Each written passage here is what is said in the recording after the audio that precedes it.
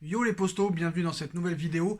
Qu'arrive-t-il à Idrissa Gueye? Étincelant en début de saison 2019-2020, il s'est effacé après le match face au Real Madrid où il a été étincelant et exceptionnel. Est-ce que ce match lui a fait vraiment mal? Depuis, il a enchaîné les bons matchs et les mauvais matchs, mais plus de mauvais matchs quand même que de bons.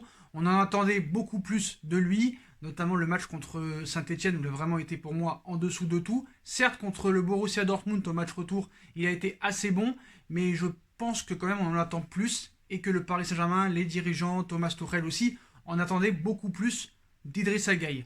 A-t-il encore un avenir au Paris Saint-Germain? C'est la question qu'on va essayer de répondre dans cette vidéo. Donc ce qu'il faut savoir, c'est que quand moi il est arrivé au Paris Saint-Germain, c'était l'une de mes recrues préférées avec Keylor Navas. Voilà.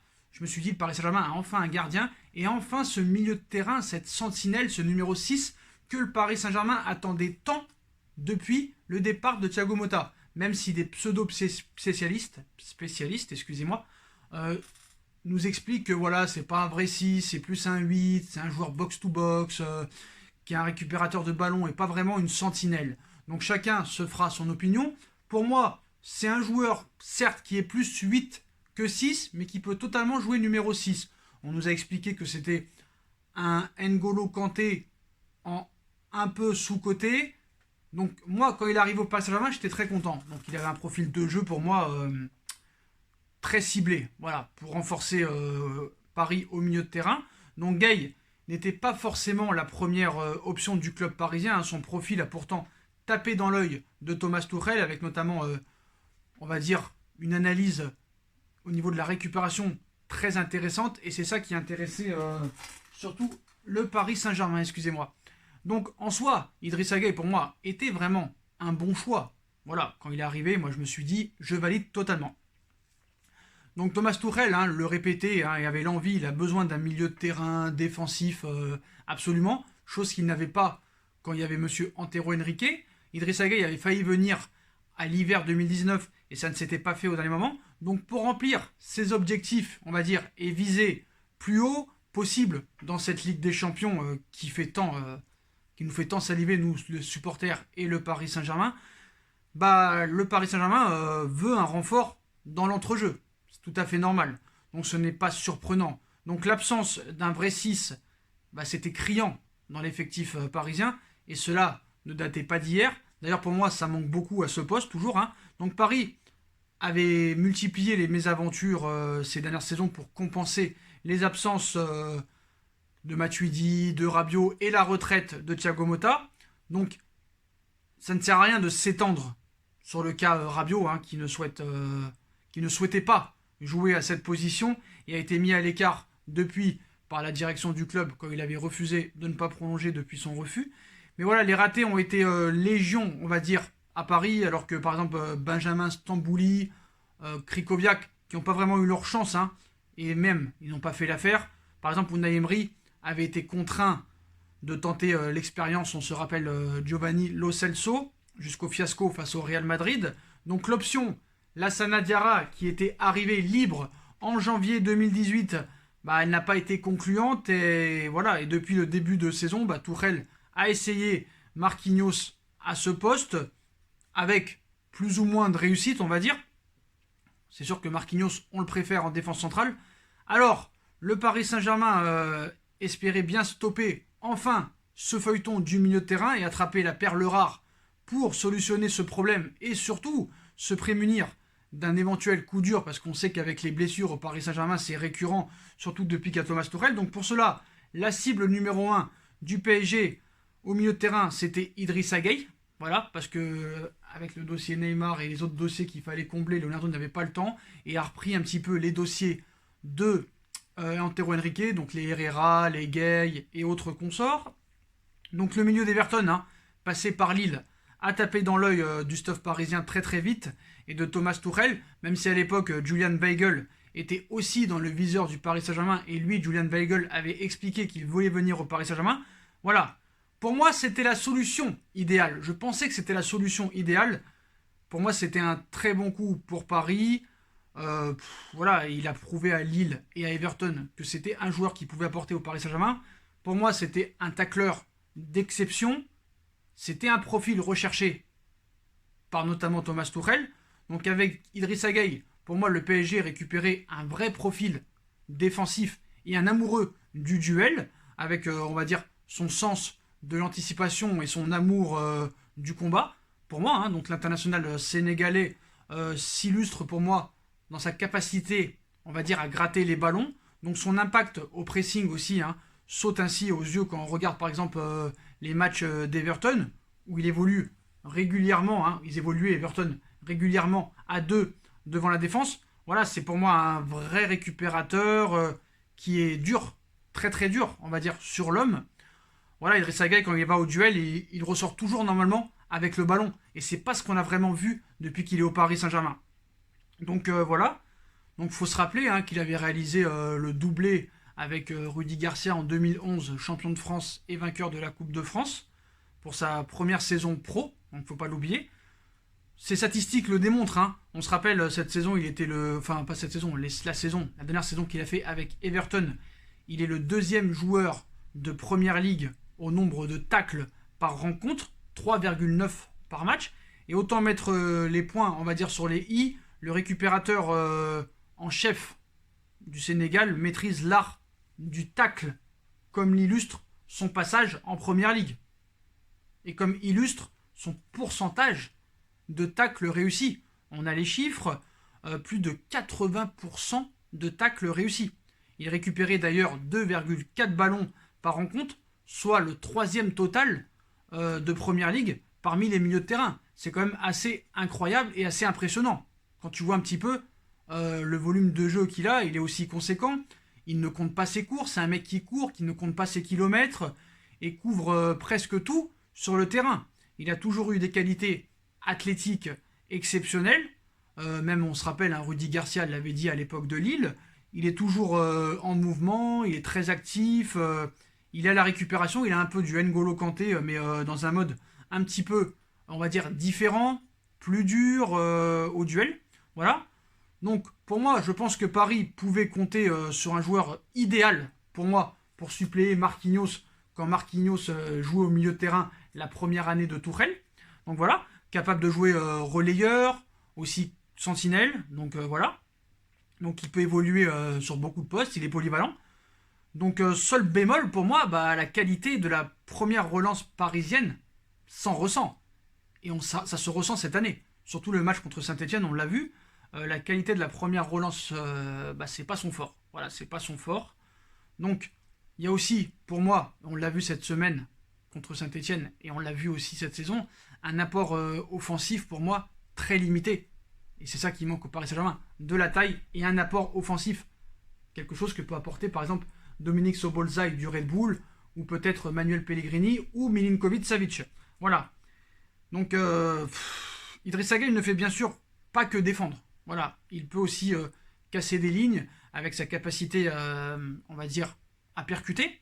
Voilà. Mais le dépassement, on va dire, de fonction n'est pas son fort. Voilà, c'est pas sa qualité première. Mais son apport dans le domaine offensif reste très limité. Là encore, les statistiques l'illustrent. Hein. Par exemple, il n'a pas marqué en Première Ligue la dernière saison où il évolue à Everton. Il ne marque pas non plus de but avec le Paris Saint-Germain, chose que Matuidi ou Rabiot faisaient à l'époque. Et s'il possède une grosse frappe, bah, on ne le voit jamais tenter de frappe. Voilà. Il ne compte que, par exemple, 3 buts en 120 rencontres de championnat en Première Ligue. Ce n'est pas grand-chose. Il ne faut cependant pas se tromper, on va dire, de sujet et de bataille. Voilà. C'est vrai que Paris possède normalement suffisamment d'arguments dans le domaine offensif avec des Neymar, des Mbappé, des Mauro Icardi, des Sarabia, des Di Maria pour créer le danger. Donc ainsi quand même ce manque d'impact offensif chez Idrissa Gueye n'est pas forcément un problème pour le Paris Saint-Germain. Voilà. C'est vrai qu'à part Paredes, au milieu de terrain, t'as personne qui tente des frappes de loin. Même les joueurs de devant, à part peut-être Di Maria et Sarabia, ça tente pas énormément de loin. Donc dans une équipe où il faut, on va dire, des porteurs d'eau, et ce n'est pas négatif quand je dis porteur d'eau, et lui c'est on va dire, c'est un exceptionnel porteur d'eau, Idrissa Gueye, voilà. Moi je loue les qualités sportives, mais aussi humaines de Idrissa Gueye, qui est un gars très sympathique, très fiable. C'est pas un mec qui va te faire des histoires. Au niveau humain, il est extraordinaire, Idrissa Gueye. Voilà. c'est un gentil gars, ça se voit. Donc il n'y a pas de souci là-dessus. Il a la bonne mentalité, il ne parle pas beaucoup, il est prêt à faire les tâches ingrates que les autres ne font pas, et ça c'est à louer quand même. Donc il est prêt à se dépouiller, à se tuer pour l'équipe. C'est un super gars, ça se voit que c'est un super gars qui est, on va dire, adorable à la vie quotidienne. Quand tu vois sur la chaîne du Paris Saint-Germain, quand ils te mettent no comment et que tu vois dans l'immersion des clubs et tout ça et tout, tu vois que le gars c'est l'un des plus sympathiques de l'équipe, ça se voit. Mais voilà, une expérience maigre, et ça on le sait au haut niveau. Il a une expérience très maigre au haut niveau. Il a quand même 30 ans, donc la vraie question avec Idrissa Gueye est en fait plus, on va dire, liée à son vécu. Donc il est passé par Lille, par Aston Villa, par Everton. Donc le Sénégalais de 29 ans n'a jamais évolué vraiment dans une formation de haut niveau. Et on va dire que le Paris Saint-Germain, c'est sa première expérience au haut niveau. Il a très peu joué de Coupe d'Europe avant de venir au PSG. Il avait 12 matchs de Ligue des Champions, 17 en Europa League. Ça, c'est vrai que c'est pas vraiment un argument, mais bon, il reste donc, il reste toujours pour moi donc un doute à sa capacité à avoir le même rendement qu'il a eu par le passé au haut niveau. C'est-à-dire notamment en Ligue des Champions, parce que les matchs de Ligue des Champions qu'il a fait avec Lille, ils ont rien fait Lille. Voilà, ils se sont fait vraiment sortir dès le début en premier tour. Donc la seule incertitude, on va dire, c'est son niveau au haut niveau, en Ligue des Champions notamment, et dans un groupe où il y a de la pression. Voilà. Mais il a montré quand même avec la sélection sénégalaise qu'il avait la capacité à élever son niveau. Je vous rappelle, le Sénégal a été en finale de Ligue des Champions battu par l'Algérie. Et il ne faut pas oublier qu'en Première Ligue, c'est quand même un championnat de haut niveau où tu peux te faire quand même une certaine Ligue des Champions. Manchester United, Manchester City, Liverpool, Chelsea, Arsenal, Tottenham et autres. Voilà, le niveau est beaucoup plus élevé qu'en Ligue 1. Je ne vais pas vous l'apprendre. C'est un championnat de hors niveau. Donc, il s'y est montré solide quand même pendant plusieurs années. Donc voilà. Normalement, il a le niveau pour jouer au haut niveau. Je suis désolé, quand tu joues en Première Ligue, tu joues plus au haut niveau qu'en Ligue 1. Voilà. Donc il faut aussi tout prendre en compte et un petit peu aussi penser large, et notamment la réalité, on va dire, du marché à l'époque. Ce n'est ainsi pas un hasard si Paris n'a pas trouvé la perle rare ces dernières saisons dans ce secteur de jeu avant de recruter, on va dire, Idrissa Gueye. Donc les milieux défensifs de haut niveau, en ce moment, ne sont pas très nombreux sur le marché. Il y a un rapport qualité-prix intéressant, pas très intéressant, excusez-moi, vis-à-vis du fair play financier. Donc à l'époque, Idrissa Gueye ne valait que 30 millions d'euros, donc Paris était obligé d'aller sur l'occasion et de se jeter sur l'occasion. Voilà. Donc des joueurs de son niveau qui sont, on va dire, libérables, on ne trouve pas ça facilement à petit prix, à 30 millions d'euros. C'est vrai qu'un Manuel Pellegrini pourrait peut-être apporter quelque chose au Paris Saint-Germain, mais est-il meilleur qu'Idrissa Gueye ? Ça reste à prouver.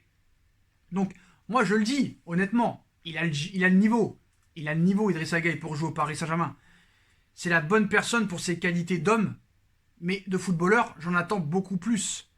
Voilà, il connaît le championnat de France, il n'y a pas de souci là-dessus. Il n'y a pas eu de problème d'intégration. En plus, il est toujours en forme, il est très peu blessé. Donc, pour moi, franchement, quand il est arrivé, tout était positif pour sa venue. Et on l'a vu les 2 premiers mois, il a montré qu'il avait le niveau et qu'il était présent. Il était présent. Donc, pour moi, il n'est pas incontournable. À l'heure où je vous parle, à l'instant T, il n'est pas incontournable dans le 11 parisien. Gueye, certes, peut aider à équilibrer le 11 parisien. Et pour moi, peut apporter encore une profondeur de banc à ce poste où Paris en manque peut-être cruellement au milieu de terrain, avant une fin de saison où Paris peut avoir des ambitions très élevées, encore une Coupe de la Ligue à remporter, ainsi qu'une Ligue des Champions. Et c'est le genre de détail apte peut-être à changer la donne. Si on ne voit pas un meilleur Idrissa Gueye et qui n'apporte pas les qualités qu'on attend de lui, que ce soit par exemple lors de cette finale de Coupe de la Ligue contre Lyon samedi prochain et sur la suite de la Ligue des Champions, il faudra quand même se demander s'il faut vraiment garder Idrissa Gueye s'il n'arrive pas. Après, si vraiment il répond présent, ce qu'on attend de lui, parce qu'il ne faut pas oublier que le Paris Saint-Germain, s'est arrêté pendant longtemps, a été confiné, n'a pas repris son championnat, contrairement aux autres championnats et aux 4 meilleurs championnats. Donc il faut prendre ça aussi en compte. Il n'y a pas que lui qui a fait un mauvais match contre l'AS Saint-Etienne, ils ont presque tous fait un mauvais match. Alors est-ce que c'est vraiment parce que il manquait de rythme. Saint-Etienne aussi manquait tout autant de rythme. C'est pas pour autant qu'ils ont fait un mauvais match. C'est vrai que voilà, au niveau physique, Paris a de réels problèmes. Mais c'est sûr que si on n'a pas un meilleur Gueye en Ligue des Champions et contre Lyon, faut pas oublier que le mercato va durer jusqu'au 5 octobre. Il va falloir penser peut-être à s'en séparer. Ainsi que Herrera, ainsi que d'autres joueurs comme Julian Draxler. Voilà, je pense que Marco Verratti et Paredes sont incontournables. Gueye a eu sa chance, mais maintenant, voilà, les matchs contre le Real Madrid, ce qu'il a fait, ou les matchs contre le Borussia Dortmund, il faut le faire au moins 3 fois sur 5. Sauf que lui, là, contre Saint-Etienne, et les 3-4 derniers mois qu'il a fait au Paris Saint-Germain, entre le mois de décembre et le mois de mars, sont très inquiétants. Et moi, j'aime beaucoup ce profil d'Idrissa Gueye, et j'aimerais qu'il réussisse au Paris Saint-Germain. Malheureusement, j'en attends beaucoup plus. Voilà. Donc j'espère que ça se passera bien. J'espère qu'il va élever son niveau de jeu. J'espère qu'il va pouvoir monter en puissance. Et que ça ira bien pour lui. Voilà. Parce que c'est un gars qui est bon. Mais bon, voilà. Gentil n'est pas un métier. Donc voilà les postos. Mais quoi qu'il arrive, que Gueye soit bon ou pas bon, il te faut un très grand joueur de taille au milieu de terrain qui fait de l'impact physique, qui apporte quelque chose, un apport offensif que n'apporte pas par exemple Marco Verratti, Ander Herrera et Idrissa Gueye. Voilà. À part Paredes, il n'y a pas vraiment de milieu de terrain au Paris Saint-Germain qui t'apporte un apport offensif. Voilà. Mais moi, je parle de Gueye et je me concentre sur Gueye parce que c'est un joueur vraiment qui, au haut niveau et à 100% de ses capacités, peut vraiment être un plus qu'on attend depuis longtemps. Et on l'a peu trop vu avec Gueye cette saison. Donc j'espère que Idrissa Gueye réussira au Paris Saint-Germain. S'il ne réussira pas, s'il ne réussit pas, bah voilà, on sait que le Paris Saint-Germain est vendeur, mais que lui veut rester au Paris Saint-Germain. Donc on verra. On verra ce qui se passera, mais j'espère que ça ira mieux pour lui et j'en attends beaucoup plus. Voilà les postos, bah voilà, c'était cette vidéo pour Idrissa Gueye. Qu'arrive-t-il à Gueye? Dites-moi en commentaire ce que vous en pensez. Je compte sur vous pour bombarder la barre de like. On like, on partage, on commente, on s'abonne. On active la petite cloche pour être tenu au courant des vidéos qui vont sortir. On me rejoint sur mes différents réseaux sociaux, ainsi que sur Utip. Si vous voulez m'aider en regardant des pubs gratuitement ou en faisant un petit don, n'hésitez pas aussi à vous abonner à ma deuxième chaîne YouTube No Feeling. Tout sera en bas en lien en description. Voilà les postos, je vous souhaite à tous une très bonne continuation, prenez soin de vous et à très vite pour une nouvelle vidéo. Et on espère que notre milieu de terrain guerrier sénégalais Idrissa Gueye nous amènera un milieu de terrain beaucoup plus performant à l'avenir. Tchuss!